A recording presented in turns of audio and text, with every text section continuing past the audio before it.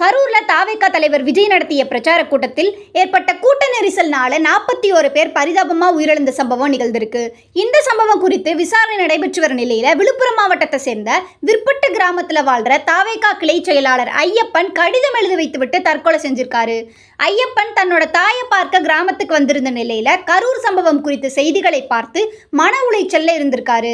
நேத்து வீட்டுல யாரும் இல்லாத சூழ்நிலையில அவர் உயிரிழந்த நிலையில் கண்டெடுக்கப்பட்டிருக்கார். சம்பவ இடத்துல போலீசார் அவரோட பாக்கெட்ல இருந்து ஒரு கடிதத்தையும் செல்போனையும் கைப்பற்றியிருக்காங்க. அந்த கடிதத்துல கரூர் கூட்ட நெரிசல் விபத்தில் போதிய போலீஸ் பாதுகாப்பு இல்லை என்றும், விஜய் ரசிகர்கள் நன்றாக செயல்பட்டார்கள், ஆனால் செந்தில் பாலாஜி நூதன முறையில் நெருக்கடி கொடுத்து இந்த விபத்தை ஏற்படுத்தி இருக்கிறார் என்று குற்றச்சாட்டி இடப்பட்டிருந்தது. தற்போது போலீசார் விசாரணை நடத்தி வர நிலையில தாவேகா நிர்வாகி தற்கொலை செய்து கொண்ட இந்த சம்பவம் அப்பகுதியிடையே பெரும் சோகத்தையும் அதிர்ச்சியையும் ஏற்படுத்தி இருக்கு. தற்கொலை எண்ணம் தோன்றினால் தமிழ்நாடு அரசு ஹெல்ப்லைன் எண் 104 தொடர்பு கொள்ளலாம்.